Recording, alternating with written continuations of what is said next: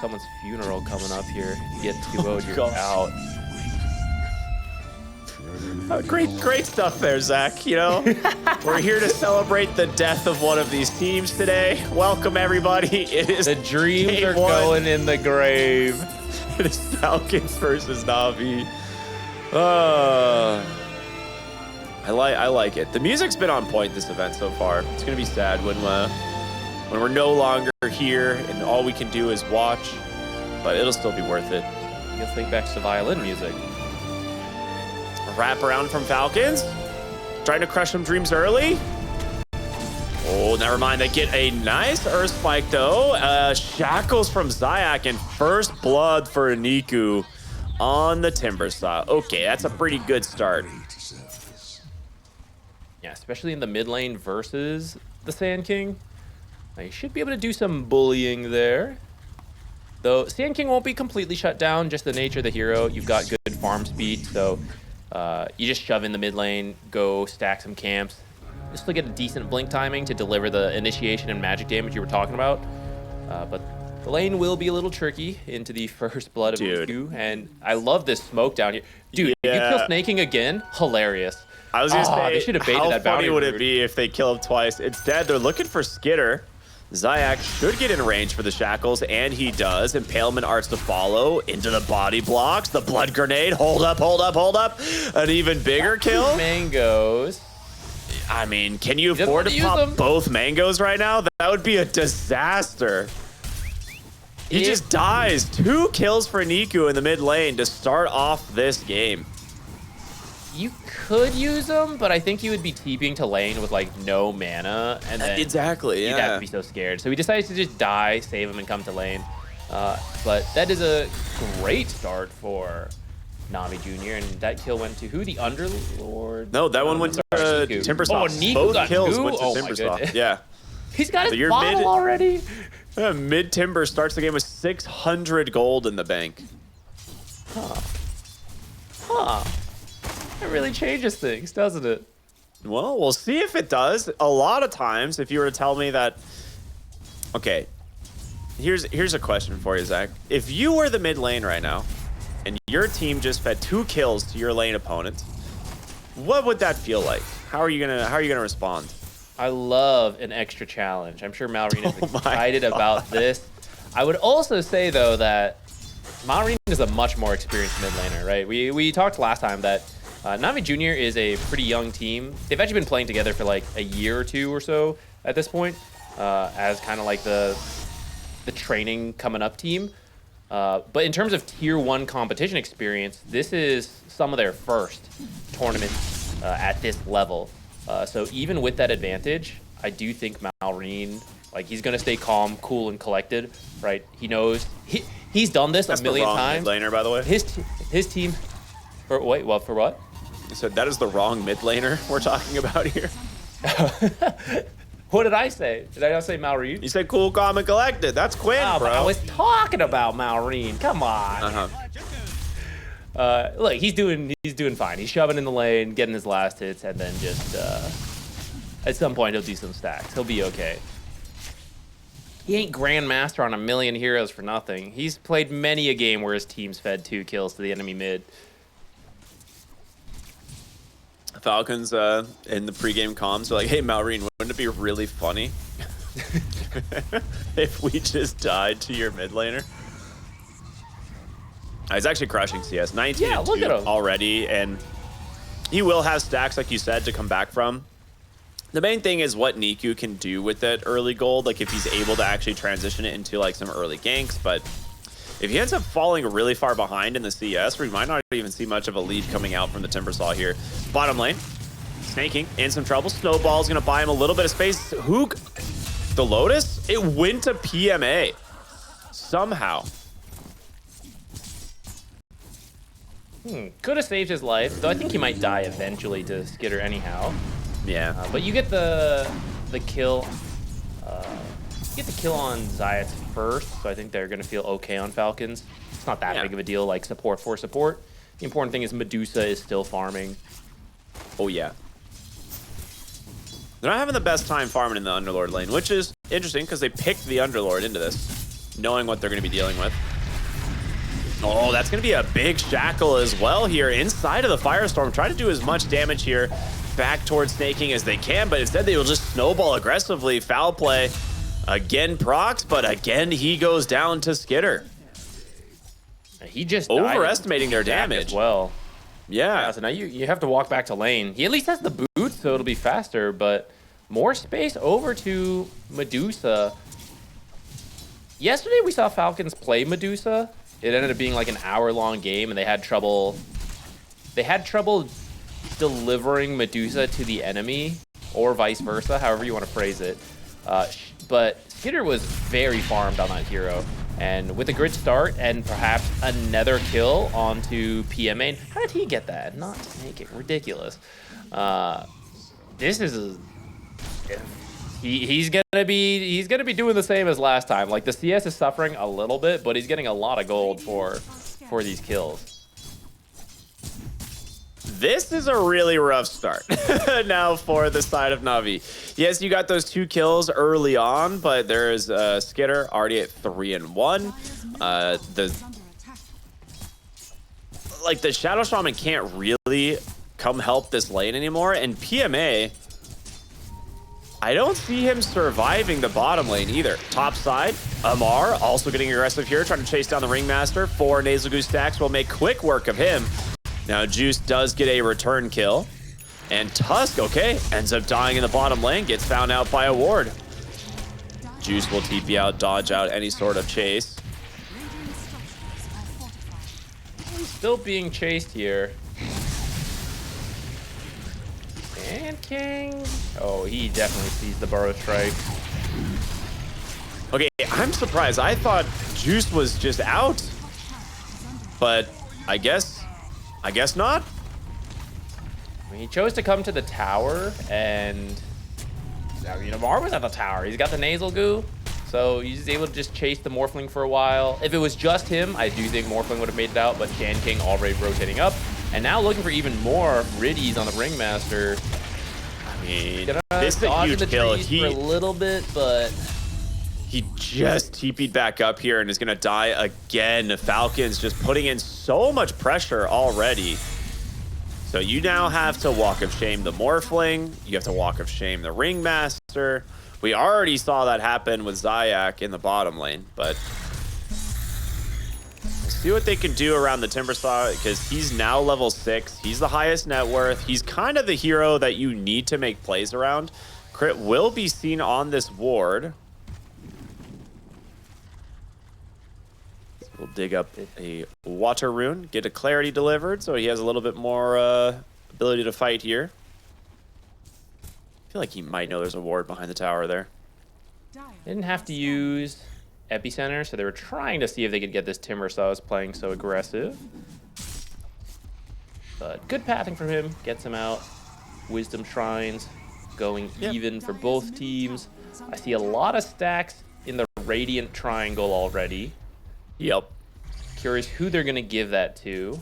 Sand King. In the past, we'd see it on the Bristle, but he's going a much more like utility Bristle right now. He's got the Blade Mail queued up. I'd be open for Sand King to get that blink early.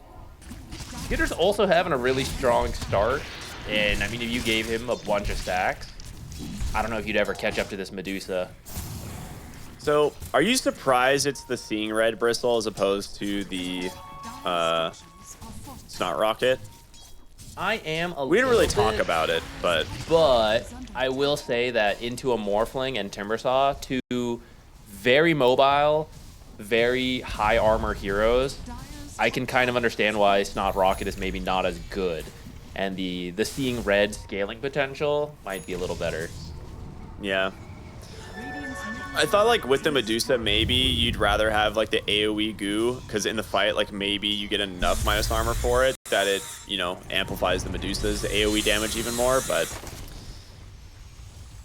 yeah, I think you might be right. Just play it more as, like, a greedy core, which does fit Amar's playstyle. They're currently up 3,000 gold. The top tower is dead, and I am curious what his item build is going to be. Like, typically it's just rush the Aghanim Scepter, but like you said, going more utility, has the Blade Mail queued up. At least for now. Hex out. Zayak does find themselves a quick find in the river here, and it should go the way of Niku. It does. Timbersaw claiming himself his 3rd kill of the game. Dude, holy heck is this blink fast for Maureen. Yeah, he did end up doing the stack. Navi Jr. tried to go invade, but it was a little too late. Maureen had already finished clearing everything, and then he was just doing some regular farming at that point. And this is my impression from Navi Jr. in their last series. I like their ideas. I see in the draft, it makes sense. The plays they do kind of make sense. But right now, as part of reaching tier 1 level, feels like the speed at which you make these plays and the individual laning performances and all that, that is something where they are still working on improving. And part of the reason I think Falcons has a 2K lead here, we just saw, despite, you know, the early smokes not going their way, they essentially won the laning stage just off of outplays. They are going to lose an award instantly, though. It's a bait. It's a bait. It's not a bait. He's already dead. It is a bait. They're going back in. They're going to look for the Timbersaw. They have the Finger of Death. The damage is all saved here by Reese on the Ringmaster, but it will end up going Maureen's way. As the Underlord comes in, a nice shackle onto the Medusa as well. The Blood Grenade just for safe measure. And, well, she gets the Stone Gaze off, but that is a big slug blocking your exit. PMA with a double kill and a beautiful body block. I don't think they get that kill without that body block. No, not at all. Yeah, very nice. Oh, yeah. I mean, this was such a nice initiation with the blink reveal. If Tusk could have gotten the snowball off, this would go a lot better for them. Maybe not expecting that full commitment when he walked up like that. Like you said, it might have been all a bait anyhow. So you do get the Timber, which was the most valuable hero for Navi Jr. That's not too bad. But Skitter dying here in the end is not what they were hoping for. So a great rotation from PMA, getting in some a winning fight mid, get a little bit of damage there, but now making his way back to the bottom lane, working on this tower so that they can, I imagine, set up the Tormentor later on. Also has gone Demon's Reach this game, so that little bit of participation in the mid lane gives him a ton of damage to play around. He's gonna help, like, be able to turn that into the tower, like you were saying, a little bit extra farm. On the other hand, Maureen just walks back mid, takes the mid tower away from Navi. And they're going to smoke straight north to Got the Juice. They really want the Morphling now. I thought, like, the first epi would go towards killing the Timbersaw since he's kind of like the tempo hero, right, on Navi. But this time they want something else. Burrow Strike out. They do catch the Morph, but already strength morphed, and he's going to turn around. Impale comes out from one line onto the next. Hex as well, and Juice as well. He's going to grab himself a very nice kill there. I think you can epi the Timber. One, I mean, it just happens, so like you take what you get. But also, I don't think you actually need the epi to kill Morphling if you catch him at low health. That's a really nice find onto the Bristleback. Nice. Navi Jr. starting to pick up the pace here.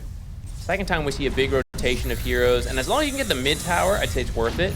You do have to be careful about grouping up too often, but when you have an Underlord, you're not losing as much map efficiency since he's coming in with the Fiend's Gate anyways. They actually just don't even care to push mid whatsoever. Are they waiting for an item, perhaps? I don't know. Looks like a Blink Dagger's on the way to the Timbersaw, so maybe they just didn't want to push too hard quite yet. Kind of surprised. He had 160 bonus damage on the Underlord there. Yeah. After that fight. I feel like man, you could poke a little bit. Yeah, it was going to be a lot of damage into the tower, just a few auto attacks. He also has a Vanguard, so he can tank for a while, but... He's going for a pipe, and he's maybe halfway still there. Yeah, I don't know. Could have hit the tower a little bit, but... We'll see if this Blink Dagger is worth waiting for Timbersaw. He's gotten the Kaya Blink, right? Yes. And he's got an Ags queued up next. So he'll be pretty tanky coming up here. I was thinking about it. We were wondering if Medusa would do the same like Maelstrom Ags build I kind of like the idea here because then you could also get Scotty, and I feel like that's really good versus all the cores on Navi Junior, and you'd be applying it to everybody. And I do see the Maelstrom queued up as the Manta is being delivered, so does seem like that's going to be the idea. The Maelstrom procs will also be very good versus the high armor and the damage reduction from a Underlord. Another smoke. I love the Aether Lens pickup here on Zayak. We always see this as typically one of the earliest items that people go for on the Shadow Shaman nowadays because, like, giving this hero extra cast range for the Shackles, the Hex, just from Fog, like, right like that, you just don't see this stuff coming. Long duration Shackles with the Timbersaw right there. Crit comes in, but Juice gonna chase again. Imitating the Lion, the Impale, easy kill for him. Sets it up for Niku on the Timbersaw. Good moves from Navi Junior so far. They're the ones bringing more heroes than Falcons to these fights. At the same time, this is something we've seen versus Falcons, which they're okay giving up individual parts of the map when they just split up and farm very efficiently. And we see that a little bit, even though it's 7-13, there's not really a gold difference. So the question is this enough? Because Skitter has been farming consistently through this. They're in position for the Tormentor as well. Yeah, I feel like this Medusa is definitely going to hit a scary power spike with the Maelstrom and the Ags. It really, to me, is going to depend on what the Morphling has in response, right? Because he could also just, like, we don't really see it that often anymore, but imagine Morphling actually does build an Ags or something, and then, like, morphs into a Medusa. I don't think we would see it, but it would be kind of cool. I like this trade for Roche. We talked about this the other day about how there's only a few heroes who can actually threaten this trade. Like, okay, if you guys are going to get Tormentor, we're going to go do Roche. Shadow Shaman actually is one of these heroes. Mass Serpent Wards nerfed against Roche a while ago, but still, you can still do it if enough heroes come to help you, such as a Timbersaw who can just tank everything for you. So, mid lane, they're going to try and bring down the Underlord, which, unfortunately for him, his pipe is so close to being done, but it is not quite there. And that magic damage will help finish the job. 2 kills for Falcons. And I think that gets crit his Blink Dagger, or at least very close to it. 200 more gold. Blink. Okay, yeah, so that Tusk Blink Dagger is going to be here very soon. I don't know why I said crit. Snake King, his Blink Dagger. But crit also is going for not a Blink close. Tusk is not close. That one is is it? 2,000 gold away. Okay, so he's a Blink Dagger away from his Blink Dagger. Yeah, but the Blink line will be plenty to start. All you need is the Blink Hex to catch out this Morphling or Timbersaw without them being able to use their mobility. And you can chain stun the rest. You can snowball in after that, Burrow Strike, whatever. So you just need one to start. And you had the Burrow Strike anyways, but it'll be easier with a support having the option to go in. The Aghanims almost done for Malrine as he finishes up clearing out this triangle. So that's pretty strong power spike for Falcons as well. And although Navi Junior got this Aegis, I think it's mostly a farming Aegis for the Morphling. I say that, they are pushing the bottom tower. Falcons doesn't seem to want to engage right now. Might just farming trade top. The farming the tower Aegis, yes. Yes. Still a farming Aegis. Manta done on his way to a Butterfly. I had to read the Morphling Aghanim Scepter like 6 times to remember what this thing even does because, you know, ever since it got changed, like no one's really picked it because there was the time where it just is like, I'm stealing all of your stats. Good luck, have fun, right? And it was just the most anti-gamer, like most anti-fun Aghanim Scepter in the game. But now it's like the old Morph, right? Where it just like creates an illusion that you can go back to. Yeah, but now you gotta pay for it. Yeah. Yeah, do you remember the old Morph who had that, but then it didn't differentiate? It wasn't like a watery version of it. It just looked like the hero, and you're like, is that the enemy axe? Or is that the enemy Morphling? Yeah. Surprise! Thought it was weak support. All right, going for the tower now. I mean, they've still got 2 minutes on the Aegis. Juice feels pretty dang strong, but now that Falcons are back, they're showing they're going to leave. And Skitter's actually very close to being seen on a ward here, but he is already TPing. So really heads up move there from him. Yeah, they're looking because they see the Manta illusions, so they know he was here, but yes, so far not going to find anything. I gotta say, Navi Jr.'s pushing faster than I thought they would. They do have the Aegis, so that might be part of it. But they've been really good about using Serpent Wards off cooldown. I really like the way they're trying to play around it. I won't say trying. They successfully are playing around it up to this point. Yeah, they're really looking for the Medusa. They'll get a D-ward for their troubles. But Medusa is back in the triangle, safely working on her Aghanims now. Dire's middle tower is under attack. It's funny the last, like, looking at what's happened with Medusa over the last, like, 2 months, right? Where everyone was like, wow, this hero is really bad, to then we find this offlane build of the Meteor Hammer, and we're like, oh my god, this is a nightmare to play against. And now, she's just back to being a carry with Maelstrom Aghanim Scepter. Isn't that how Dota goes? It's always a circle, and always such a complicated game that within the first, you know, it's funny how many people formed like a permanent opinion within the first week of the patch, despite Dota being such an insanely complicated game. So it's really easy to write off carry Medusa and just be like, move on. But I mean, it's still going to be strong in the right situations. That's what the draft is about, and why pro teams have to care a lot about prepping for it. Because if you can identify, okay, this hero loses 9 out of 10 games, but you know what the 1 out of 10 game is, then you take it and you win. So yeah, it's always cool to see heroes wrap back around to the same roles. Maybe that's not as interesting as as it started out as, but I deal in absolutes basically, and so the moment the patch comes out, I make my decision right then and there, and I never change my mind. I think that's why I'm so good at this game. Really good qualities for I never learn. Yeah. Radiant's courier has been killed. Radiant's top tower is under 9 seconds left on the Aegis here. They got some good stuff done with the it. Twin Gate.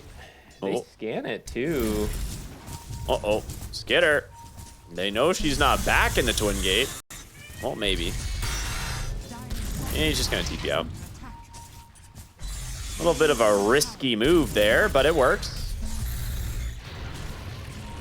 That being said, he is not bottom to join his team, as Zayak as well as the Timbersaw are going to blink, are going to show up. Big shackles here from this Shadow Shaman. Pit of Malice, everything here to try and lock down Malrine. He is going to be able to turn it around for the moment, but yeah, Timbersaw.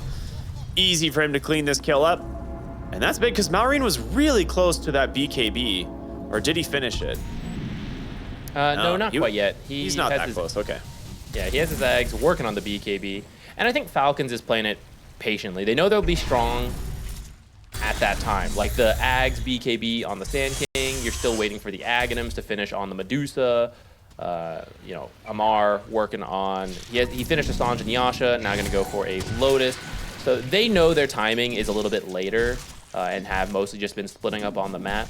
This is where I am a little concerned for Navi. I like the plays they're making. They bring the heroes using the Underlord. But then if you look at the map, like what they have gotten done, for all their rotations and winning fights, it's pretty much even on towers for Falcons. Like that's how good they are at playing the map and just pushing out other things. And they haven't been able to grow a gold lead despite getting the Aegis and pushing like that. That's the really tricky thing about playing versus Falcons, even when you have the global hero in the Underlord. So although I'm glad to see Navi Jr. doing it, right? Not just stuck passive, not sure what to do. It does feel like maybe it's not quite enough yet versus Falcons, who are about to hit their timing, and we'll see if Navi will be strong enough to stop it when that, I think the Aghanim's BKB is when they're looking to go. I feel like you just hit some pretty big power spikes on Na'Vi right now. You got the Butterfly on Juice. You just finished up Crimson Guard as well on your Underlord. the fact that he can join globally, I feel like you can definitely start making a play. We're going to clear up the Medusa Illusions mid. Now they are smoked up. Malrine and Crit here maybe looking for Nico on the Timbersaw, but he will blink away instead. It looks like he wants to chase, wants to see if he can actually find some heroes here on the side of Falcons. Jumping in, Burrow Strike stolen, Juice on top of Malrine, and he just gets deleted. That's what they're waiting for the BKB for. You just cannot enter these fights. You'll get locked down for ages, and then the Timbersaw will wreck you. You go high ground. His damage. I think you can. You can at least poke absolutely at go it. high ground.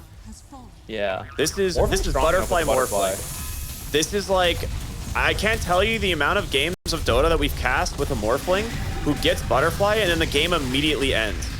So this should be a full lane of barracks, maybe more, but we'll see if Falcons are going to be able to defend against this. He's sitting inside this sandstorm doing a lot of work. The Hex does come out. No shackles quite out yet, but okay, they will clean up the Serpent Ward. So the ranged Rax dies, melee still alive. They do have the pipe still available here for PMA if they want to drop it. Bit of Mouse is out. Coming from the outpost.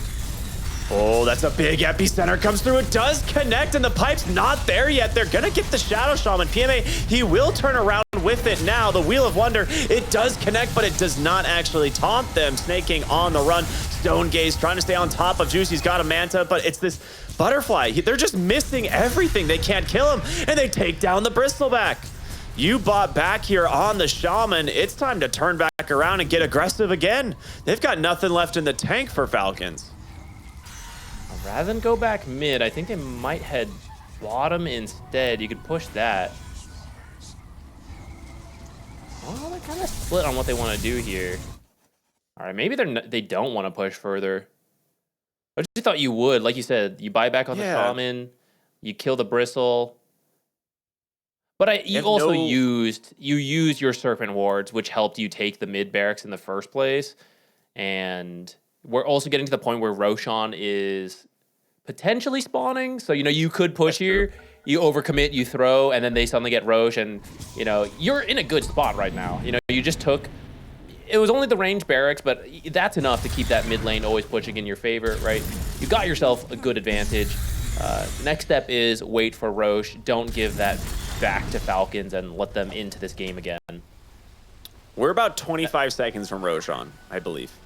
So if they manage to find this like immediately on NAVI and take it, that'd be pretty massive because you're still 45 seconds away from the epicenter, which is a lot of Falcons damage. Radiant are scanning. Now, as for the Medusa, I mean, she does have that Aghanim Scepter working towards the Mjolnir. We saw that in the high ground defense.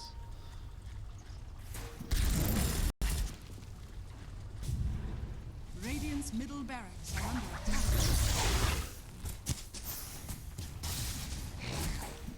Ooh, Zayat blinks into Rosh Pit to check just as it spawns. The scan pretty quick as well, though, so both teams will know it's up. There is a Timbersaw potentially en route to break this smoke. Juice is not close, though, and you will need your Morphling. For now, they will back away, anticipating a Falcon smoke here. Got the Juices like 20 gold away from his BKB. They don't want to start Rosh until he has that. Okay, that's huge then, yeah. And fortunately, because of the earlier fight, Sand King is still pretty far from the BKB.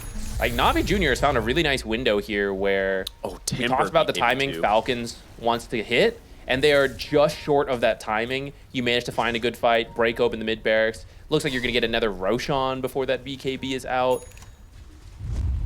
Navi actually just got so much. They got double BKB and Blink for the Shadow Shaman. So this is a pretty massive find or power timing for them, and we'll see if they can actually capitalize, find anything with it. Blink up onto the high ground. They've already got the Tusk, the Shackles.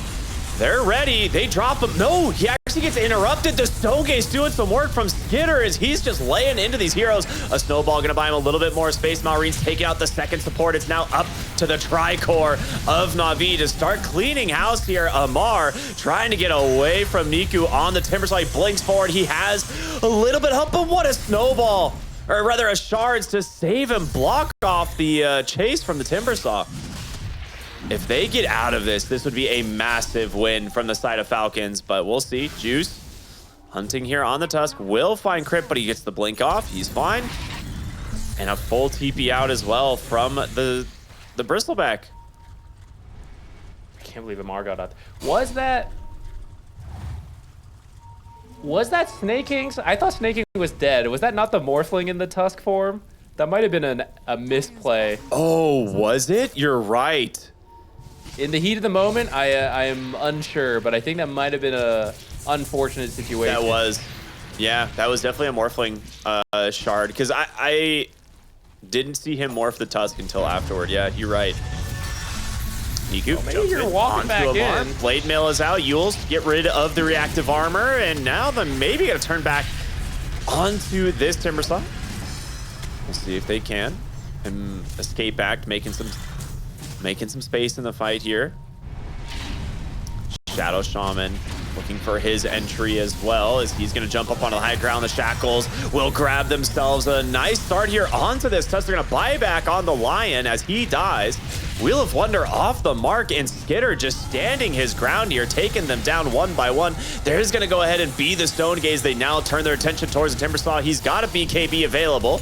If he even needs it, he's going to use it now. Turn back, try to bring down Snake King. This would be a big kill. Amar just chasing the Ringmaster to death here on the backside. Atos will buy him some space. He has so much kiting potential. Epicenter from Malrine, but the damage onto Juice is just not enough. He still has his BKB. He's just going to TP on out now. PMA maybe in some trouble here as well as the Timbersaws. They get caught from the Impale. Timber Chains on through, trying to find a kill onto Crypt, but there's going to be the figure. He gets a huge Aghanim Scepter proc. It's regenerating so much, but they still manage to finish the job. It's been like 4 minutes of fighting up here to get Roche. They're just a little bit more focused on the targets for Falcons, I would say. Their target priority and how they moved around the fight got them just enough of an edge that ultimately it's not even like they won a massive team fight of like killing 4 heroes to get Roche. They just kill enough heroes and force enough back that they finally get a chance to slip into the Roche pit, and thanks to the negative armor from the Bristleback, they clean it up quickly. So a long fought battle, but Falcons comes out ahead, and this Aegis will make sure they finally get the space to hit their timings. The Sand King BKB is officially online. It took him a while to get here, but he can actually enter fights without just dying immediately now. Yeah. Wow. Very good stuff there from Falcons. I mean, you had to buy back on both supports, I believe, but ends up being absolutely worth it. And this is where we just keep seeing the Mjolnir, Aghanim Scepter, Medusa be so strong, right? Like they try to take this fight even anywhere around her, and there's just like 5. There's a Maelstrom proc happening every single auto attack. Yeah, it's a lot of damage, even into these tanky heroes like the Underlord and like the Timbersaw. It's not the fastest kills, but you're consistently getting there if the fight goes on long enough, which we're seeing it go quite long. That really was like 4 minutes of fighting.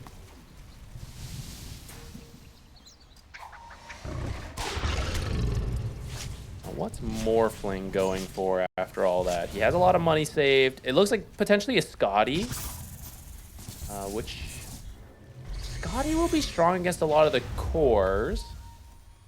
Not sure how much damage it gives him versus the Medusa. Dude, I kind of want to see the Ags. I'm not even joking. I feel like in the fights, if you actually just take a clone of Medusa, it's a strong illusion. Like, is it not good enough? Maybe it's just too expensive for that. I don't know. It might be the cost of it.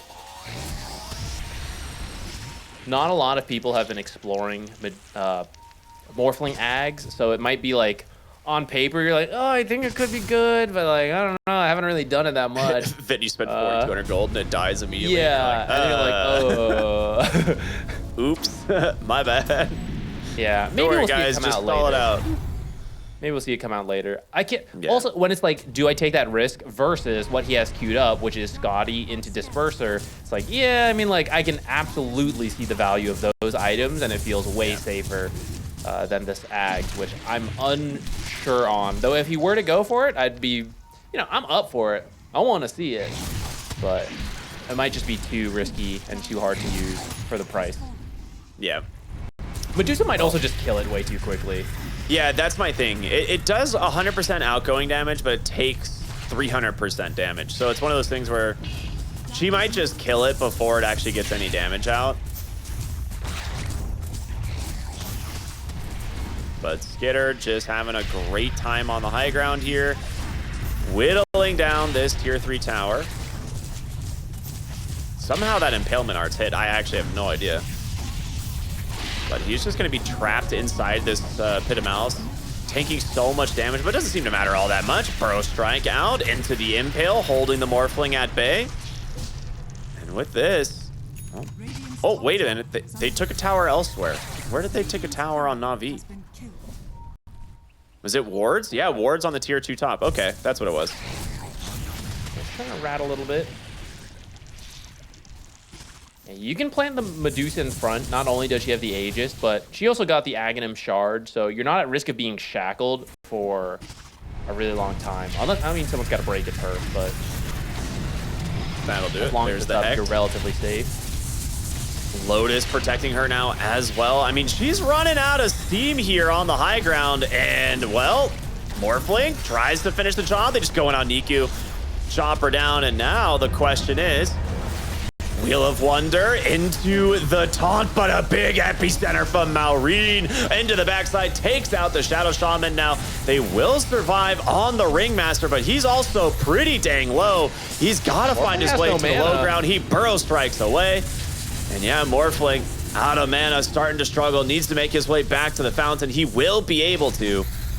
But your lane of barracks, it's exposed. They're going to pop the fortification here, try and buy themselves just a little bit more time. Amar does need to be careful here.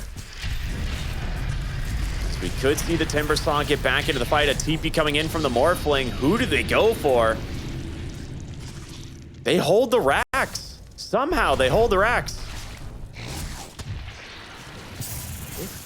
It's low, so if Falcons comes back, they could finish the job. But yeah, I do think Falcons is too worried about risking it without the epicenter and without the Aegis. They decide to just back off for now. Continue farming. It's time to go play the map as they like to do. Get the next set of items. Amar now going to go for the Aghanim. It's pretty close. Tough to farm aggressively for this shrine, though. I mean, talk about aggressive. Your Shadow Shaman just dies on the high ground, and now they're going to try and chase for Amar, but he does manage to get away. Skitter is the one who might be in trouble, as a great Wheel of Wonder will hold him back as Zayak onto the backside tries to find Crit as well. Skitter, he's dead alongside the Tusk, and now Crit will join them. A massive win for Na'Vi, and well, Niku, I don't think he's going to slow down. He really wants this Bristol back, but Amar is very quick. I'm not sure about going for that Wisdom Shrine while Sand King's moving to the left. It just became a numbers fight that they didn't have their team for. Maybe not expecting Navi Jr. to make that play, but that cost them heavily. And now this is a Morphling who's pretty farmed, about to make it to your tier 3s. But they actually didn't protect the wave, so Amar's going to keep it off. I think this is such an important play. It is saving their barracks. You would have lost it. They have a creep wave mid coming, and they do have Serpent Wards, right? Zayak did buy back for that fight, so Serpent Wards now down. There is a fortification here from Falcons, but if you... I mean, you're going to lose easily one lane. He can go mid and maybe still tap the other lane of Rax before having to back here. I think this is both, yeah. He's just going to leave it to the Serpent Wards. Well, I say that. Serpent Wards, there they go. Yeah, that's going to be 2 full lanes of Rax here for Na'Vi. That's an absolutely massive win. A 4,000 gold advantage. Ooh, kind of close. Ooh. Kind of close. 50 health, 9 HP. Oh, I don't. Okay, now I don't think the back. Oh, nice. Okay. I don't think the back Serpent Wards could reach it, so that was a little close. But in the end, off of that overextension on the Wisdom Shrine, Navi Jr. now pick up the mid and bottom barracks, so a lot of map control going their way. Now they can pretty much just camp top for the last barracks, but also the Roshan. which should be up soon. So it makes their life a lot easier in where they need to ward.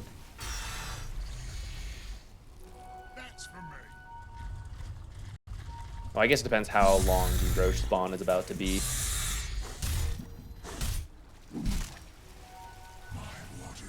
It's right at that awkward time where it could end up being on either side of the map based on the respawn time.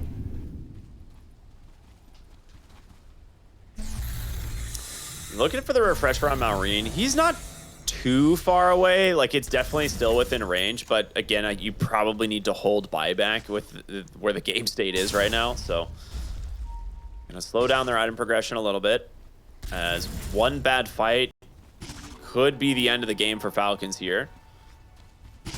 Niku Could with a also shield. be the end of the game for Navi Jr., to be fair. Like, if a farm Medusa makes it to your base, she's almost done with her butterfly. Okay, Riddy somehow surviving that initiation, but Amar will finish the job. It's going to cost Crit his life, so a trade 1-for-1. Maureen will BKB TP home, Bristol back. Will be fine as well. Amar, a little bit too tanky potentially, as they will get themselves a quick D ward and head over towards the Roche pit, try to scout it out. It's still not up though. Skitter just popped the Manta. In some trouble here potentially. BKB out from Juice. Hex is there, but reflected thanks to the Lotus Orb. And now Amar trying to chase for Zayak, but he just gets full duration shackled instead. Amar needs to run, but in comes the epicenter. A huge find from Maureen. They're all dying. Skitter just ripping through these heroes as well. Niku, he's going to get the Aghanim Scepter off. Able to pop that BKB as well. He will blink and disengage, but what a turn there from Falcons.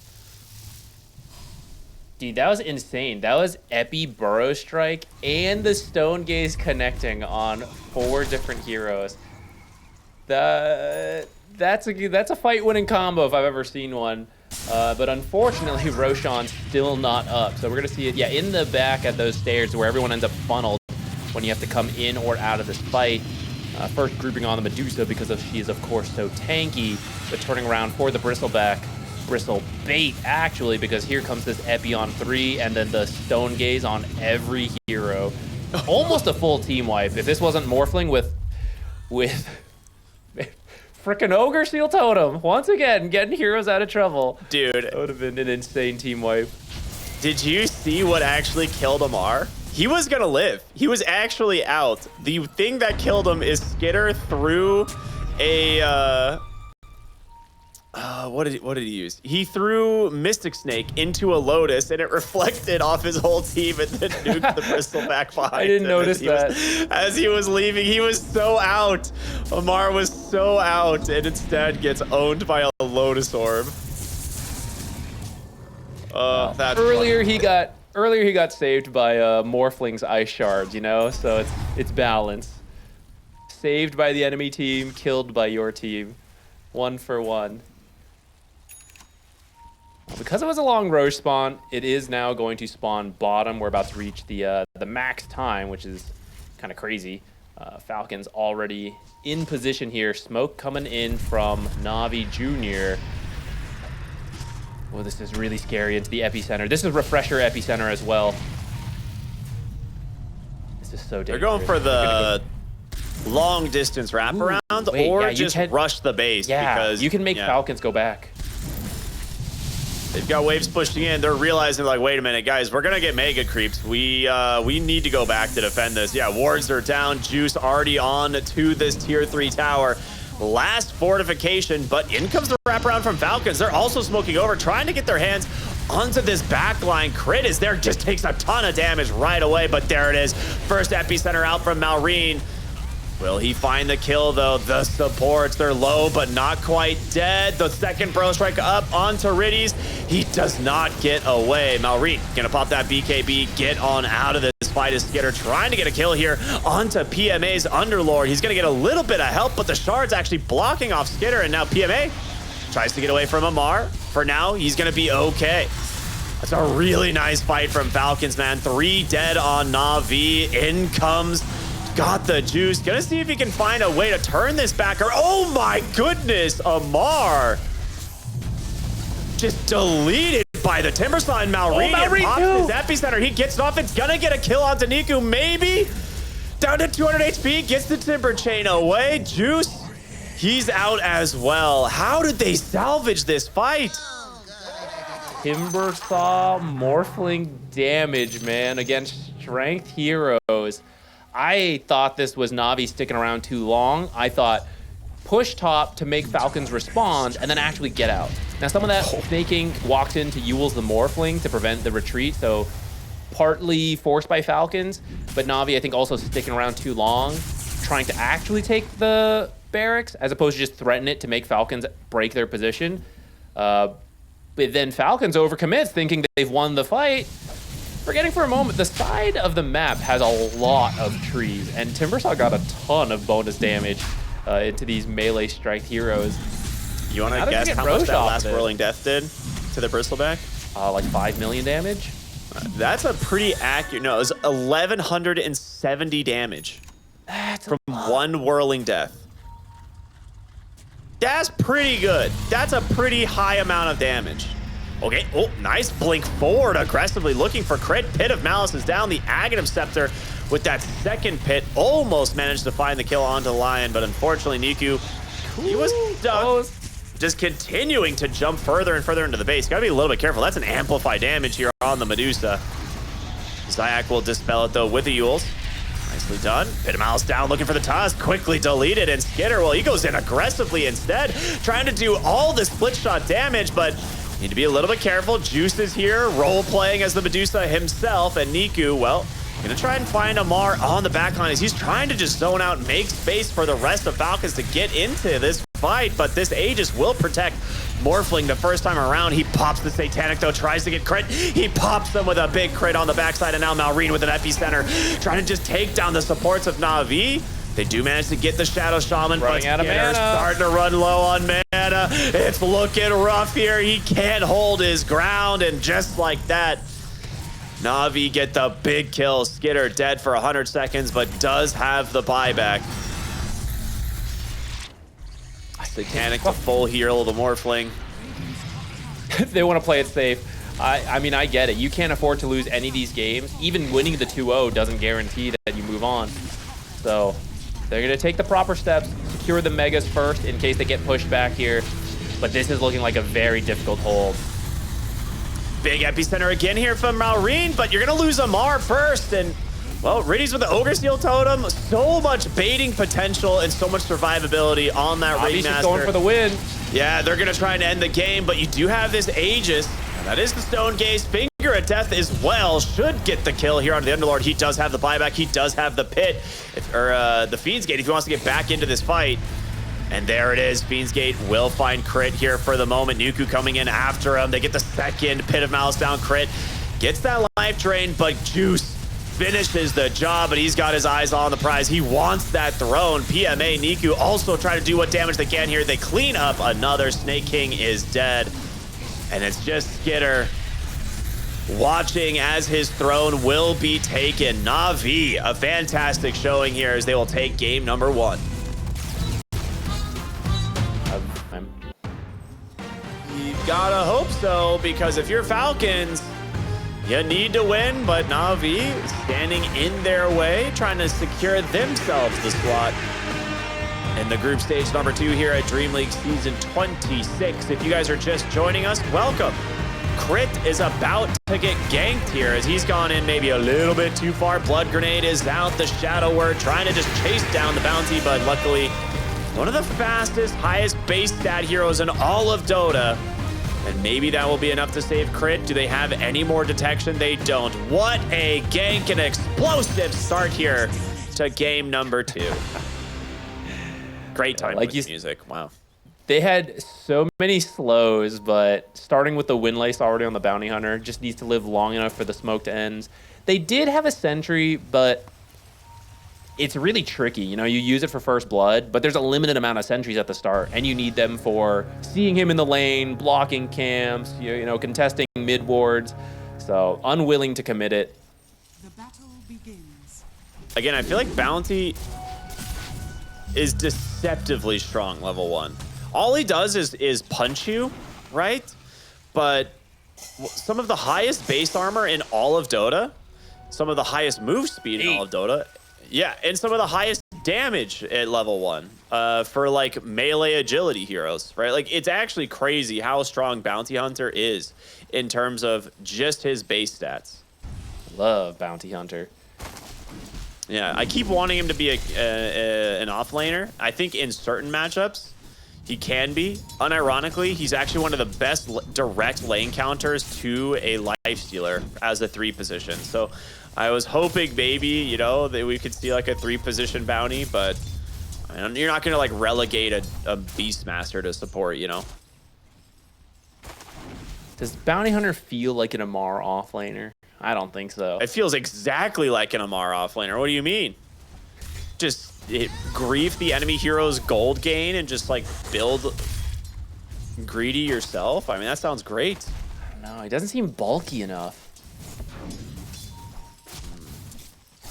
I'm sure you can fix that with an S and Y. Problem solved.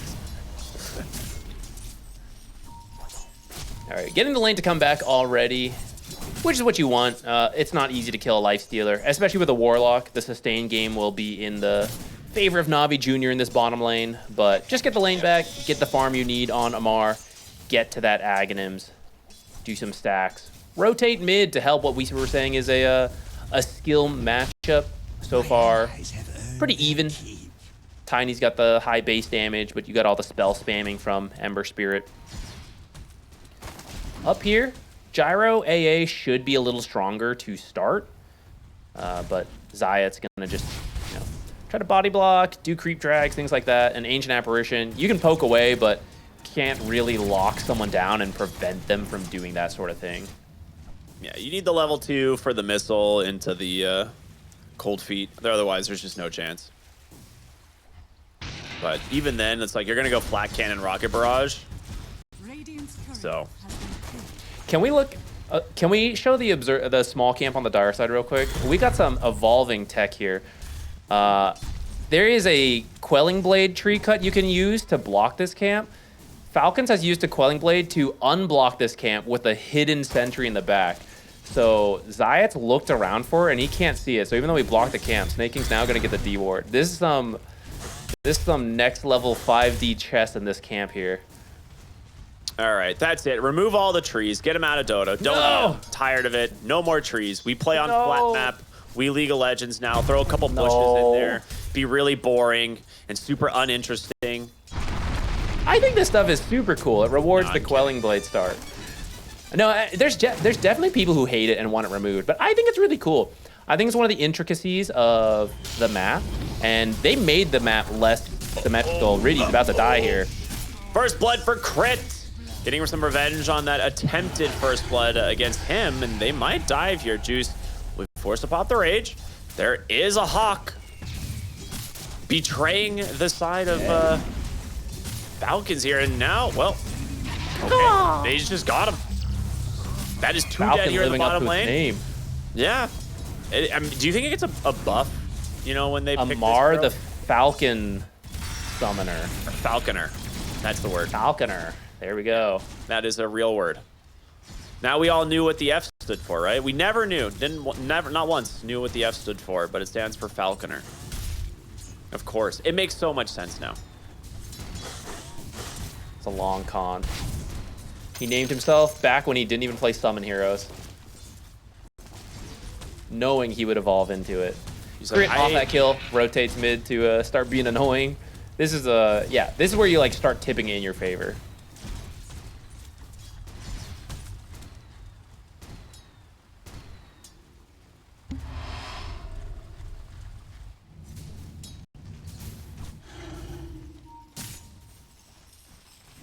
I think overall, the lane farm going very well here for Falcons. All 3 cores having a pretty great job.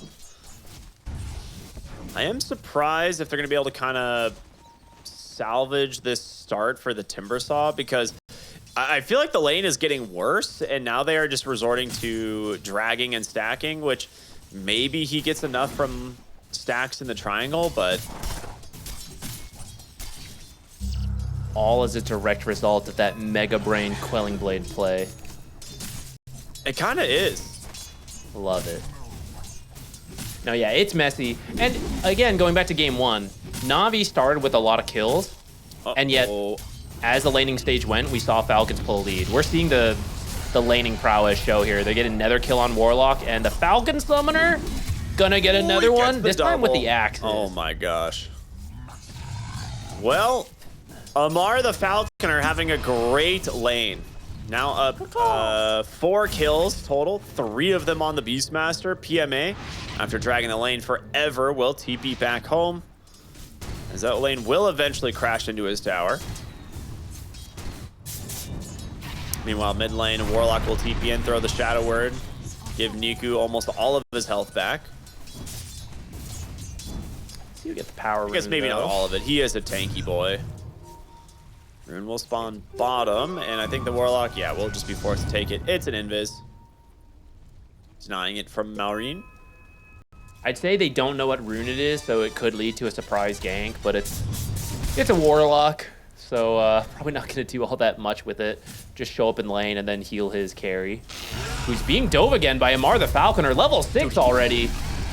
I was gonna say, how in the world is he level 6? That being said, the Fatal Bonds is kind of wrecking a blood. I don't know where that blood grenade was going. That was definitely not in the right area. But they get out on Amar, and now Crit. Playing off onto the side here. They'll be able to heal up. Got the juice. Dude, the fact that he was 6 that fast is kind of cracked. Yeah, eat my words. The Invis Warlock did surprise him. The heal and the Fatal Bonds immediately dissuaded the gank after the roar came out. So you do get something out of that power rune. But like you said, even though you don't get a kill with the roar, it's actually so early that it's like you usually wouldn't even have this roar. So it doesn't even feel like a waste. It's like, oh, it's my free attempt. Didn't get it. But it's 3 heroes down here. So it's space made in a way. And because of that, the Gyro and the Ancient Apparition go for the Wisdom Shrine steal. So they get both Wisdom Shrines.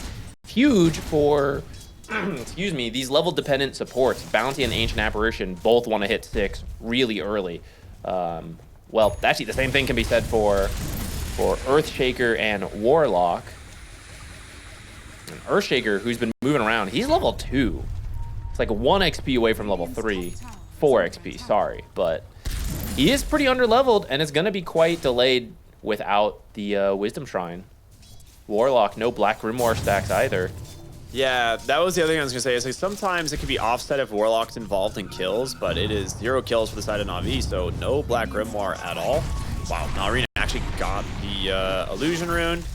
Now, there they will find Snake King, and this will be the first kill going for the side of Na'Vi. Hits Niku on the Tiny, and a Black Grimoire stack for the Warlock. So something at least going their way.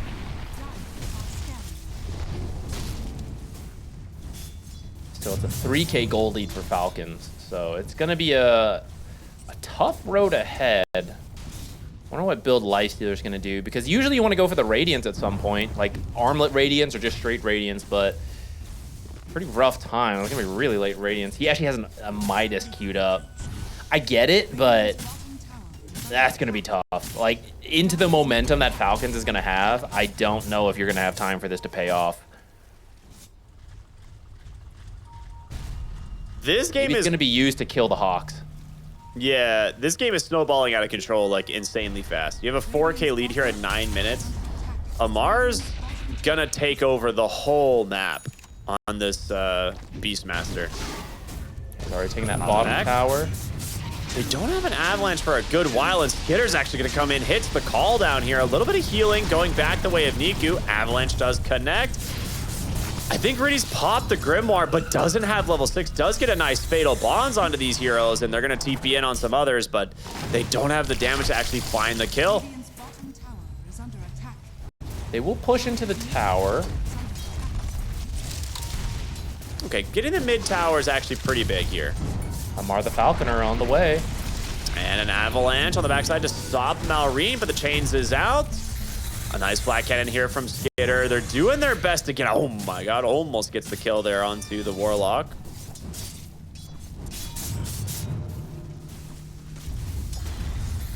No kills actually happen. A regen rune will be secured for Malrine. That's pretty good. Right. I think you take a moment to get your support 6 on Falcons. You want to play fast, but all these fast plays will be much easier once you have Track and Ice Blast. And especially Earthshaker and Warlock, they will not be 6 for a while. Well, Warlock could with the Black Grimoire, but Earthshaker, you don't have to worry about Echo. Even if you give them a minute. Where's this Ags on this Beastmaster who's popping off top net worth? 1,500 gold away from finishing an Aghanims. It's going to be pretty quick, like we used to see.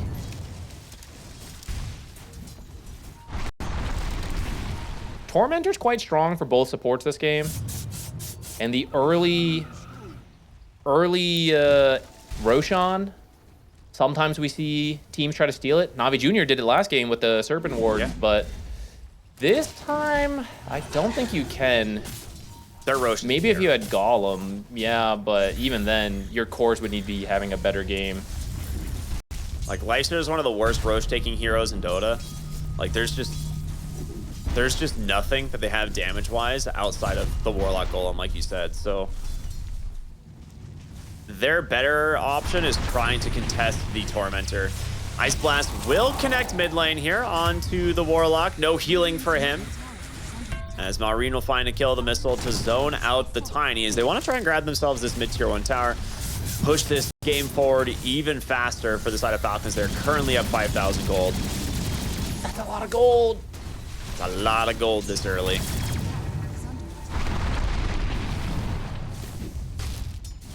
I think I'm mostly surprised about the Timbersaw having this hard of a game. I think that's the idea of the Gyro pick, though, right? Gyro is pretty decent into Timbersaw. It really depends how the lane goes. And then, although Ancient Apparition's not the strongest laner, neither is the Earthshaker. And it becomes a little bit easier for Falcons to deal with that, the way the lane dragging went and everything. And I stand by that sick Quelling Blade unblocking spot. I don't like it. I love it. That's the kind of stuff AUI. Well, I don't know who figured it out. I'm going to ask them if we get an interview. Maybe they'll reveal it. I want to know who found that. It's a good word spot. That's true. That's true. Credit where credit's due. Blink on the Tiny, I'm guessing, if they're smoking around. They do find crit. Avalanche into the toss. Had to wait for the Fatal Bombs to come out to make just as much possible damage. Even commit the Golem. Crit gonna go down. First reveal of the Blink. Not like the best hero, but it is better than nothing. And, well, with Golem being on cooldown here at 13, almost 13 and a half minutes, it should be up close to Tormentor if it's not taken right at the 15 minutes.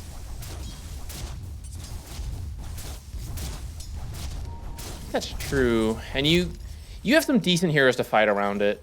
There's a good chunk of trees, so Timbersaw's got some bonus damage there. Warlock is one of the best supports for it. You might be able to get an Echo, even though he doesn't have a Blink. But Ice Blast also really strong in those fights, and so are all these cores. It won't be an easy fight for Navi Jr. Zayat's trying to get the Shrine steal, but crit is here, so it's just an awkward standoff. 2 enter, only 1 may leave. Zayak just gonna try and waste as much time here from crit as possible, but he will end up getting this kill. Bounty Hunter always collects his mark. Making him work for it, though. Maybe not. Maybe not. Blood Grenade, another Shuriken toss. All right, crit gets the kill.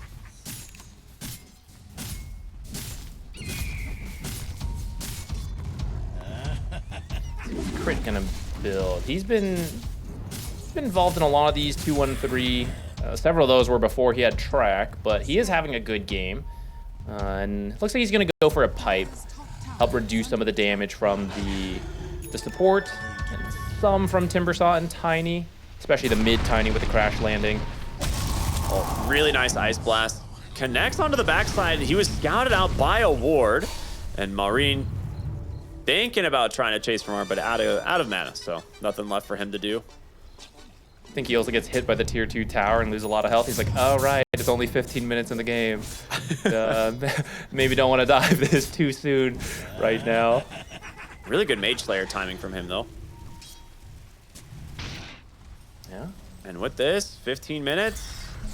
Does your team just go through the Twin Gate and try and contest Tormentor? Probably not. It's already gone. Crit gets the shard. Wait a minute, they're still doing it. They're still doing it. They're not doing Crazy. it. You can't do this. You can't do this. You get the courier that had the Dragon Lance. That's not bad for where they're at. But I think there's nothing stopping Falcons from just going straight to the Roshan pit now. Maybe you get the blink first on Beastmaster because it's only 200 gold away. So a quick stop by the triangle will get you that. You can get a blink roar kill and then go to the Roshan. But either way, even without the blink and you go there, even without a kill, I don't know. It's pretty tough for Navi Jr. to stop you. I guess there's a dream combo. Some Fatal Bonds, Golem, Echo, Timbersaw hits everything, Avalanche toss on everything, but this is how easy it is to kill Warlock, and now you're not really that worried about it anymore. Blink reveal. Another track kill. Finds the Timber. Fisher might actually buy him enough Ice time. Blast, not gonna connect, gets the Timber Chain out, but Niku goes right in with Zac, and they're the ones who actually catch Who's the killing who? He doesn't finish the kill onto Amar, and now Niku in some trouble as there's the track, and eventually this missile will find, well, maybe. Pause. Okay, he's out. Did Amar just say trash? Should I confirm that? What? Tower is under attack. All right, That that's is power hor- up to Navi Jr. That's crazy comms.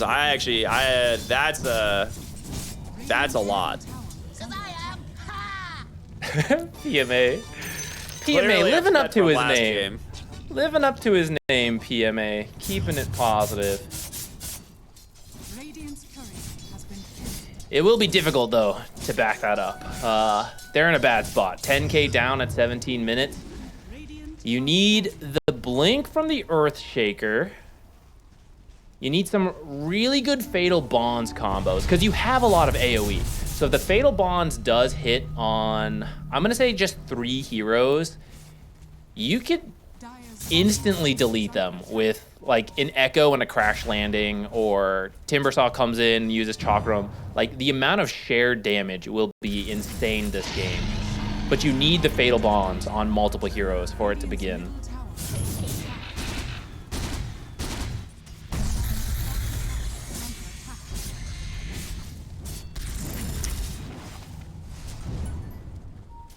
Can you imagine the all chat if Navi comes back and win this game?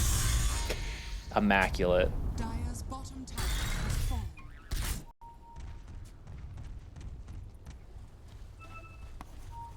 Smoke up. Shard on crit. So Malreen's running around Invis here. Oh no, not again. Warlock in trouble. Crit does get the track. Missile shouldn't be enough to finish the job, so we'll see. They can find anything, but the drums will get them to safety. You managed to get the golem out, and I mean, Navi just can't get their hands on any of these heroes. Top tower is under attack. And the blink is done for the Earthshaker now. I don't... It might have been spotted by the deep ward that Falcons has. I'm not sure where he was when he got picked up. But maybe... I feel like the surprise Echo is one of your few avenues back in.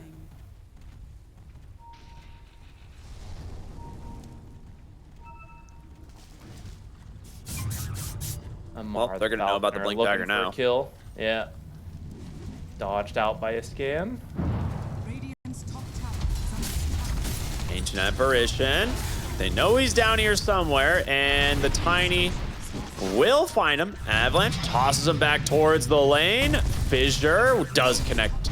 Blocks off Snaking. Buying himself a little bit of time there with that Solar Crest. Yeah, but do manage to find the kill. Top tower has fallen. Yeah, That's not Brawny, bad. a That's fluffy 600 hat. gold kill, 700 gold kill. Yeah, you got to start somewhere. You got to start chipping this gold lead down a little bit at a time. I think it actually went up in that kill because the tower gets taken, but At least you're getting, like you said, 600 gold towards the Niku on the Tiny. Getting a little bit closer to his BKB. Step by step.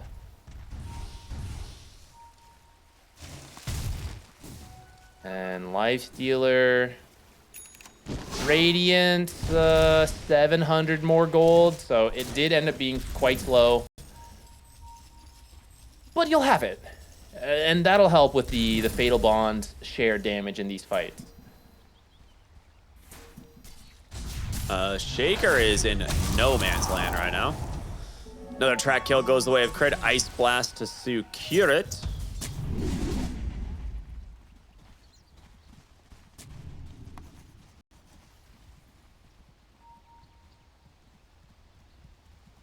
Well, NAVI Jr. has, although it's bad, they haven't given up as many track kills as I would think with how the game is going. You know, they have been avoiding it. I think the cost has been that their farming efficiency has gone down. And that's part of what has led to this 12k gold lead, despite the lack of track kills. Though looking to get one here onto Niku. I mean, he has decent damage on the Tiny, but Skitter is level 15 with an Ags and a Chrysalis. You're not going to survive this. Radiant's bottom tower has fallen. Base made, we'll say, because the Lifestealer does have his Radiance now. Earthshaker might be solo killed here by Malrine. Bait? Saved with an Infest. Ice Blast doesn't connect either. Okay. So yeah, they'll be fine. They'll back away there on the Earthshaker. But again, you're losing so much of the map. Like Falcons controls like 70% of the map right now. And they're going to take themselves another tier 2. Amar has a full BKB on the Courier. Now, there is an Aghanim Scepter coming on the Timbersaw, which is something. And like you said, the Radiance and the Lifestealer being done. Maybe these are some power spikes here for the side of Na'Vi, but... how much power, though, compared to the side of Falcons, you know? Not a lot, but just think how exciting it'll be on the high ground push. The Fatal Bonds, the Echo, the Ags pop from the Timbersaw. Oh, goes in maybe a little bit too far here. He got that Aegis, though, to protect him. That will be his first life. Zayak trying to make his way up onto the high ground. Malrine will find that kill there. Now Amar getting chased down, taking a lot of damage here, but does get the BKB. There's the roar. Ice Blast will come through. Hits Juice as well onto the backside. PMA with that reactive armor doing some work, but it's gonna pop now. And this amplified damage on the Ember just did insane work. 4 dead on Na'Vi, 18,000 gold behind. Radiant's middle tower has fallen. Listen, Is there some bad blood between these teams that I'm unaware of? I hope it's good blood and it's just between friends. I don't know. Listen, it's all part of the plan. When Falcons takes Megas, that is simply more creeps for the Echo Slam with which to make the greatest comeback ever seen in Dota history. Now we see in the replay here. First kill, but you commit everything. It's like Golem and Echo to kill the first life of Amar. It's like textbook Aegis bait, which is, I've been painting this picture of, okay, we're gonna need the Fatal Bonds Echo AoE damage, and they just send Amar in, and Na'Vi Jr. is kind of desperate for any kills, so they take it, but it means you don't have the Echo, right? Like right there, right? Look how Falcons is grouping up, because now they know, okay, it's all been used on the replay, on the Aegis of the Beastmaster, right? Now we can run in, group up, and we're not at risk of getting absolutely womboed.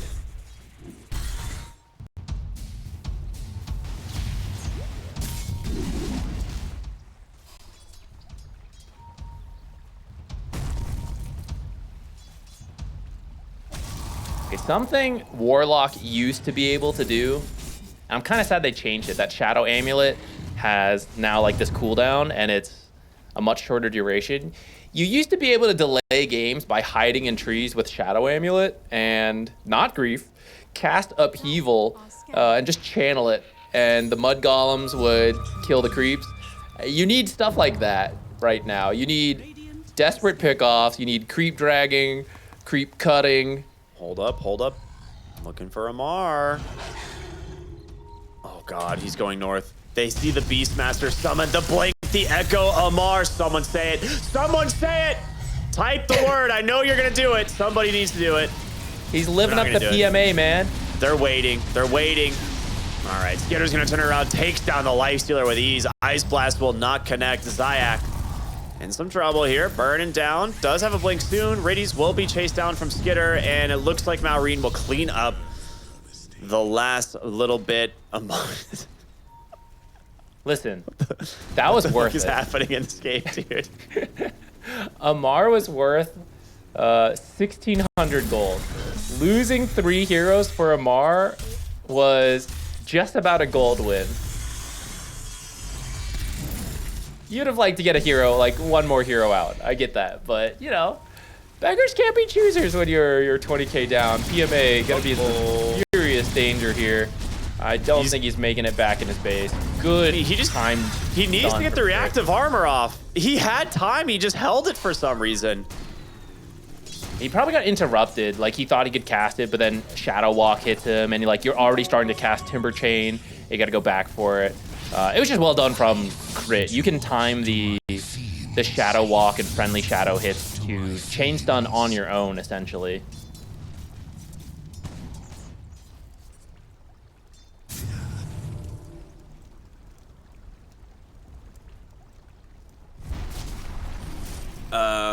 Score 4-20. Very nice. You're welcome, chat. Most exciting thing of the day. Tormentor's gonna go to Maureen. Could Falcons win without getting another kill? Radiant are scared. Probably not, actually. It'd be funny, but I don't think so. Amar, blinking, roar here onto the Lifestealer. Does he have a way out of this one? He's gonna pop the Rage. Ice Blast does connect the Golem and the Fatal Pawns to disrupt the rest of Falcons. He's gonna sacrifice himself for that one, but does get the Lifestealer out.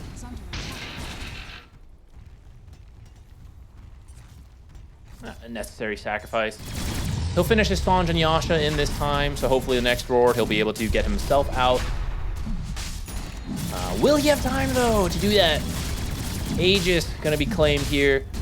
I imagine you put it onto Skitter and just have him start working down the buildings. And don't forget the banner, guys. Okay, Crit's got it. Crit's got a Yules now, so even if Timber does use the reactive armor, you can dispel that.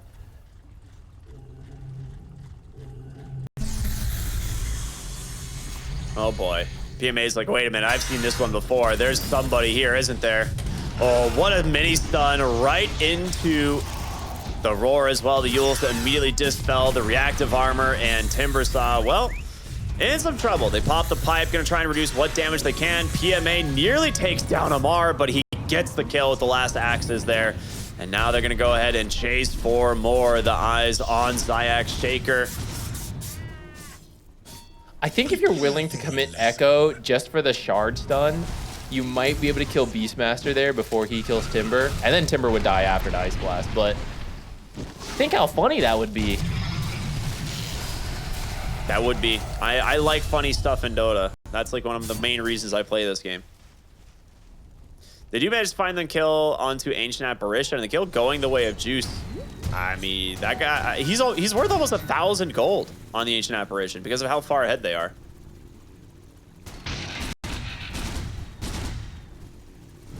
Gold lead is still growing, though. 25k lead now.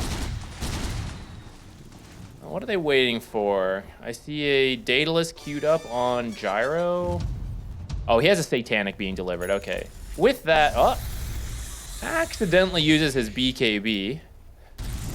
I don't think Navi Jr. has any vision of this, so you won't know for sure, but I guess that's something going your way.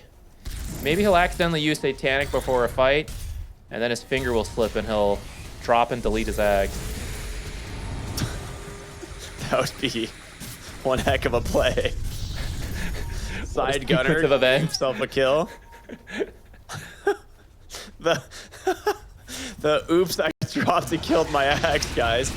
Like, actually, it's Mar who's more likely to do it, right? Like, he's more likely to drop an item on the ground. He tries to do it with a mantle to accidentally his ag. Good toss back. Have a toss in. He does get the Satanic off, and the Ice Blast does connect, taking down 2 heroes. That is not great, I'll be honest, for the side of Navi here. I mean, yeah, it's a good toss back, but you don't have your Earthshaker, so you're not ready to do the combos. And you're also just so far behind at this point. Like, I don't even think it's enough damage. Even without the BKB on Skitter, he has the Satanic, and he still has the Aegis. So, sure is a lot of health to have to go through.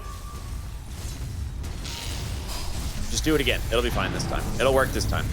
Skitter, gonna pop his Satanic. Now that it's baited, this is perfect. Time to toss him back. If your Tiny was alive. All right. All right. Here we go. Feeling overconfident, Amar blinks in to roar, but gets tossed back to the Timbersaw, who Timber chains into an Iron Branch in the fountain, thus killing Amar when he's fissure blocked in. And then he doesn't learn his lesson, so that happens 5 more times in this game. Cuts it back down to a 15k gold lead for Falcons. And then Navi Jr. has a shot. Ooh, Blink, I hear an Echo Slam on Little early, but yeah, they did not have the damage there. You need to try stuff like that. I fully respect them hanging on here and giving their best bet. It's so difficult, as we've been saying, but you got to try for these kind of kills. It's your only way to have a shot. Yeah, I mean, you're down 32,000 gold here.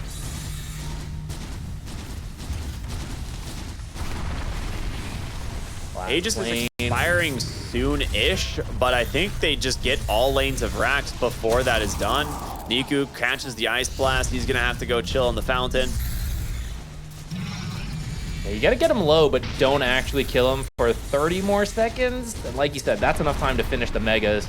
I think maybe you do just kill him. Yeah. Amar, blink and get roar, Mega. deletes the We need the toss! Where is it? Already dead. PMA in trouble as well. Now, they are going to just continue to run it now that Skitter's back alive. Juice almost gets the kill onto the Lifestealer, but the Infest will save him with the last second call down there to make some space as they turn their attention to the tier 4 towers. And, well, it is a 3v5 down almost 40,000. Oh, they got him on! He's dead. Back with the tip. Yeah. Okay. You got to get what something. I like to see. You got to get something in these kind of games. It's about sending a message. Win or lose. And you might have lost the game. By MR there for sure. They might lose the game, but can't break their spirit. Yep. They'll be back. Like I said, I really do think Navi Jr. has been improving a lot. Despite being knocked out here, they did win some. They won game 1 here, right? They are winning games for some of the top teams, and reaching that level of consistency is something that they're clearly still gonna have to work on, but that the potential is there. I mean, they're only mega creeps right now. I think they have this one. I'm telling you, it was all part of the plan. We're about to see the biggest echo in the world. Your Lifestealer has gone dataless. That's a sick build. My allies have earned their keep. Okay, what do you get? You get 110 per unit. So if you have 20 creeps in the base, you echo all of them with a couple heroes, right? We're talking like, let's say 25,000 damage, or 2,500 damage. 25,000 maybe also needed. 2,500 damage, Fatal Bonds, sharing 28% of that. And then all the other AoE spells. He needs his 15 talent. He needs the echo damage on 15, or the aftershock damage on 15. That'll help. The main thing is the echo damage at 20, but I don't think we're gonna get that one. At least not anytime soon. Warlock, caught from the Ice Blast, instantly deleted by Malrine. So they're gonna be forced to TP back now. Malrine has a shield rune. He's gonna have a lot of fun taking advantage of this one. Don't kill the creeps, we need them. Need him for the Echo, boys. Keep Just them kite alive. them around. Kite them around. Honestly, with the shield rune, I don't think he dies to that Echo. So they need to... Yeah, because there was only 10. do We it need again. 20. Lamar! The Get Echo him! Slam comes Get down. him! He's dead. Do it. Tip it! Tip him! Send a message, Navi. Can you get in this game? Okay, never mind. Here comes Skinner. Oh, God. It's not looking great. Ice Blast comes through. It hits everybody. The fountain now belongs A toss to back. Falcons. Get him. Oh, hold on. Crit. He has a Wind Waker. Wind Waker What? purchase. Getting out of there. All right. Nice attempt there, Navi. But this one will go the way of Falcons. And with this, Falcons